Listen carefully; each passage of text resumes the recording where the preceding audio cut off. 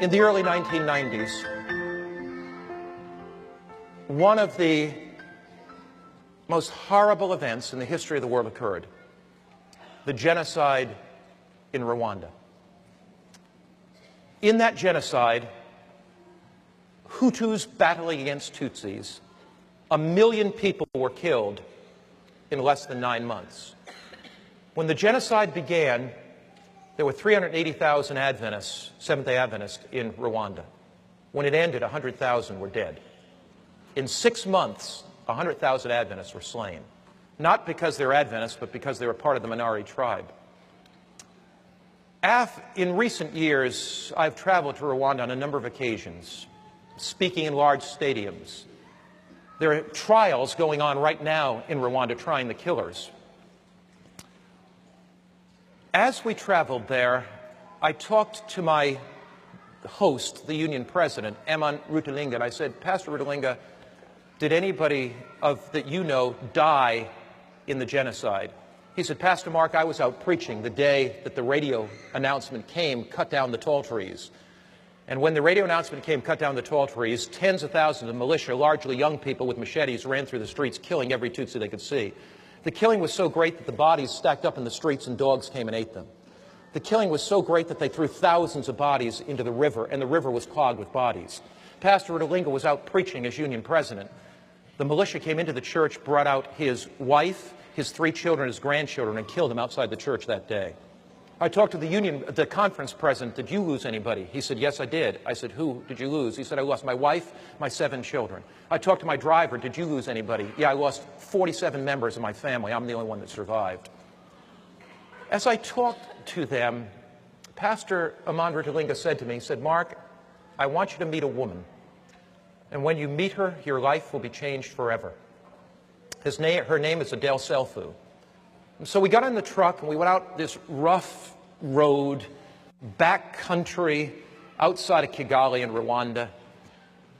And Pastor Rutalinga told me the story as we went. This woman had been with her husband when the killers came, and she held his hand as they put a machete and split his head open, and as they hit him in the neck and they murdered him. She was there. And Pastor Eman Rutalinga said, "Mark, I believe she will tell you the story." As I walked into her house, I saw a picture of her pastor, Seventh-day Adventist pastor husband, on the wall. And in respect, I simply walked over and stood and looked at the picture. And I thought about what it would be like if I were holding my wife's hand and somebody ran to me, and the horror that she would go through as they split my head open with a machete. As we sat down, we made small talk for a while, and Mrs. Selfu came in the room. And I broached the subject very carefully. I said, "Sister Selfu, I understand you were with your husband when the militia hacked him to death. It may be very difficult to talk about it, but would you like to share it with me?" She began to cry, and she said, "Pastor, I'll share it."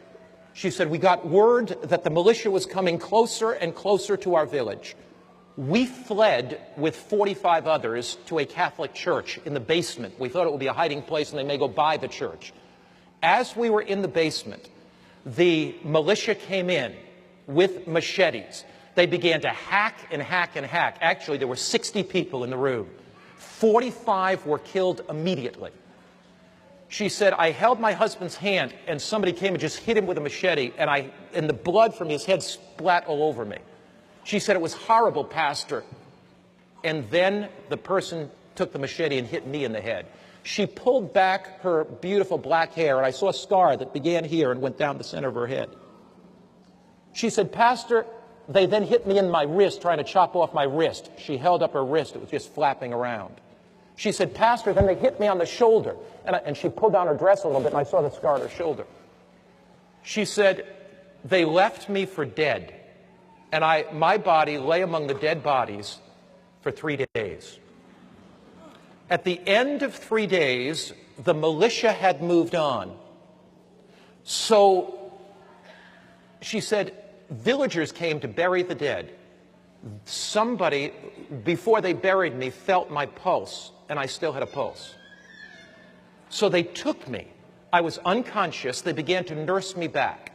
Pastor, I was in and out of hospitals for 3 years. By this time, the forces from outside of Rwanda that were in the Congo fought their way back, liberated the country, and they built 18 prisoners for the murderers. They put 180,000 people in prison. Mrs. Selfo took 3 years to get back to health, but by now there was stability in the country. And she said to me, Pastor Mark, I have to make a decision of whether I'm going to be a bitter, angry old woman or not. And she said, I made a decision that my husband's death would not be in vain. I had the assurance beating in my heart that Jesus Christ was coming again, and that the thing that my husband would want would me to go to minister to the killers. So, Pastor, there's a prison not far from this village, and I became the mother of that prison. I would go in and bring blankets into the prison because of the cold nights. I would go in and bring food to the prison. I began studying the Bible with the prisoners. These were killers. One day, Pastor, I was in the prison. A young man fell at my feet, and he began to kiss my feet. And I looked at his face, and he said, do you remember me? And she said, I wish I could get that face out of my mind. It was the young man in his early 20s that took the machete and chopped my husband's head in half. It was the young man. I never knew he was in that prison. I never thought that I would see him again. It was the young man that took the machete and put the scar in my head and gave me such pain. And he said, would you forgive me? And she said, I picked him up and I hugged him and I said, I will forgive you. Pastor, I studied the Bible with him for 6 months. Pastor, he stood up before the whole prison and we assembled all the prisoners in the prison yard the day of his baptism and he confessed his sin. Pastor, we baptized him. Now, Pastor, he got amnesty after a few years and was let out of the prison. But here's the problem. His father and mother were killed in the genocide. He had no place to live. Pastor, I adopted him as my son. Would you like to meet him? My heart was beating. Beads of perspiration stood out of my head. I looked at the pastor's picture, who this man had killed. I thought a killer was going to walk through the door. And Lewis walked through the door. A gentle smile on his face, a sparkle in his eyes. And Mrs. Selfo walked over and put her arms around him. And she said, let me introduce you to my adopted son. She said, one day when Jesus comes, all the suffering will be worth it all. One day that Jesus comes, all the heartache will be worth it all. One day that Jesus comes, all the burdens will be worth it all.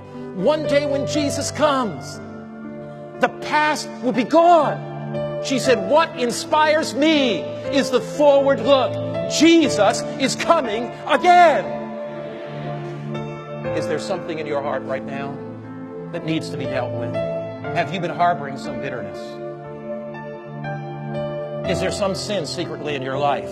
If God can transform Adele Selfu, if God can take that woman and take any bitterness, any anger out of her heart, God can do miracles in your life. The backward look leads you to the cross and forgiveness. The upward look leads you to receive the power of the living Christ in His care. The forward look leads you to put aside anything that would keep you from being ready for the coming of Jesus. There is nothing worth clinging to.